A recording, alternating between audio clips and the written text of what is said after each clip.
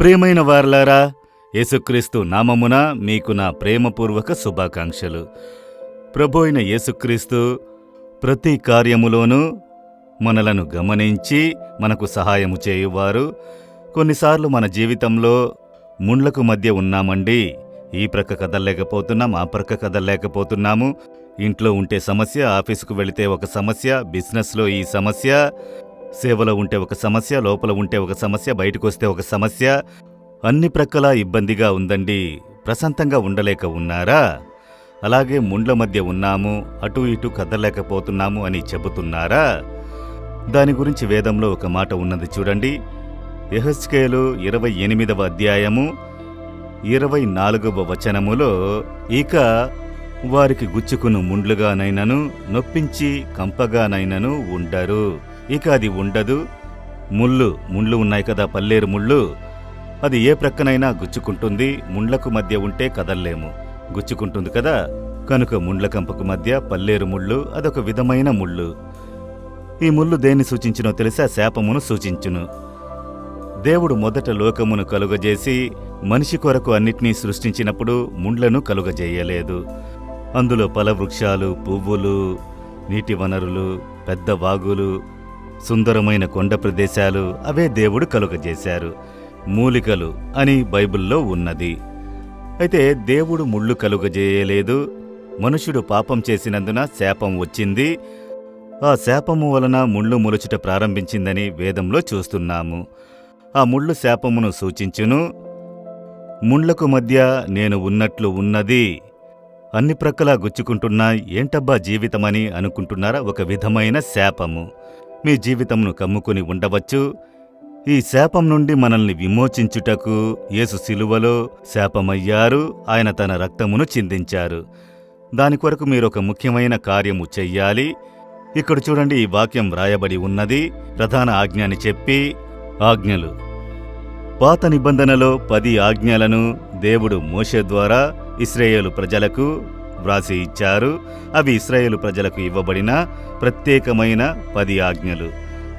అయితే యేసు వచ్చిన తర్వాత యేసుక్రీస్తు లోక ప్రజలందరికీ ఇచ్చినటువంటి ఈ 10 ఆజ్ఞలను కుదించి 2 ఆజ్ఞలుగా ఇచ్చారు. ఒకటి, నిన్ను కలుగజేసి నిర్మించిన ప్రభువైన దేవుని పూర్ణాత్మతోనూ పూర్ణ బలముతోనూ ఆత్మతోనూ ప్రేమించవలను. ఆయనకే ప్రథమ స్థానమును ఇవ్వవలను. ఆయనను ప్రేమించాలి. రెండవది, నిన్ను వలె నీ పొరుగువారిని ప్రేమించాలి. ఈ రెండింటిలో మనము సరిగ్గా ఉంటేనే శాపం మనల్ని విడిచిపోవును. ఆ ముండ్లు మనల్ని విడిచి తొలగిపోవును. ప్రభువుకి ప్రధాన స్థానమును ఇచ్చుచున్నారా? యోచించి చూడండి. మన అవసరం కొరకు ఆయన్ని పిలుస్తున్నాము, ఉపయోగించుకుంటున్నాము. మన జీవితంలో ఆయనకు స్థలము లేకుండా చేస్తున్నాము. కనుక ప్రభువును పూర్ణ హృదయముతో ప్రేమించాలి. మీరే ప్రభువా, నాకు అన్నీయు, మీరు లేకుండా ఏమీ లేవు. దేవా, నా బిజినెస్లో మీరుండాలి, నా కుటుంబంలో మీరుండాలి, నా పరిచర్యలో మీరుండాలి, నా ఉద్యోగంలో మీరుండాలి, నా లైఫ్లో అంతటిలో మీరుండాలి. మీకే ప్రథమ స్థానము. మిమ్మల్ని అధికంగా ప్రేమిస్తున్నాను. ఆ ప్రేమను, ఆ ప్రథమ ప్రేమను దేవునికి ఇచ్చి ఆయనకు ప్రథమ స్థానమును ఇవ్వండి. ఆ శాపక్రియలన్నీ తొలగిపోవును. రెండవది, మనుషుని మీద ప్రేమ కలిగి ఉండాలి. నిన్ను వలె నీ పొరుగువారిని ప్రేమించాలి. యేసు చెప్పిన ప్రాముఖ్యమైన ఇంకొక ఆజ్ఞ. ఎందుకంటే మనుషుల ద్వారా కూడా మన జీవితంలో శాపం కలుగును. మీ ద్వారా ఒకరు బాధింపబడితే దానివల్ల శాపం కలుగును. మీరొకరిని కన్నీరు కార్చినట్లుగా చేశారంటే దాని ద్వారా శాపం దాహం కలుగును. మీరొకరిని మోసపుచ్చారంటే వారి దుఃఖం మీకు శాపమును కలుగజేయును. కనుక ఇతరులను గాయపరిచినప్పుడు అది శాపంగా బయలుపడును. కనుక మీరు మిమ్ములను ప్రేమించినట్లుగా ఇతరులను ప్రేమించారంటే ఆ శాపము తొలగిపోవును.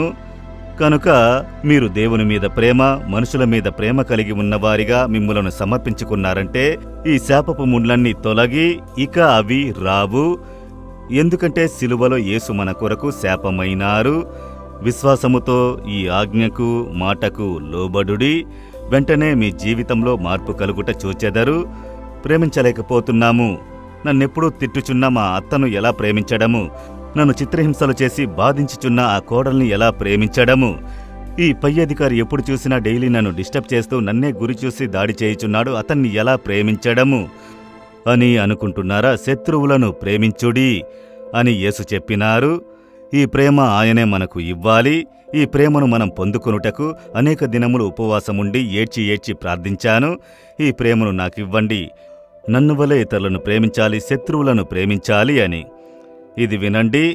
ఈ ఆశీర్వాదమును పొందుకున్నారంటే శాపం మిమ్మల్ని తాకలేదు, ముండ్లు మీకు బాధ కలుగజేయలేవు, వెంటనే మార్పు కలుగును. అలాగే హృదయంలో చేపెట్టుకోండి, దేవా, ఈ శాపపు ముండ్లు నా జీవితమును విడిచి తొలగిపోవాలి. దాని కొరకు పూర్ణ హృదయముతో మిమ్మల్ని ప్రేమిస్తున్నాను. నేను ఇతరులను నన్ను వలె ప్రేమించుటకు సమర్పించుకుంటున్నాను. ఆ ప్రేమను నాకు అనుగ్రహించుడి. సిలువలో చిందించిన రక్తము ద్వారా శాపమును మార్చిన దేవుడు నా జీవితంలో ఉన్న ఈ శాపపు ముండ్లన్నీ తొలగిపోవును గాక. యేసు నామములో ఆమెన్, ఆమెన్.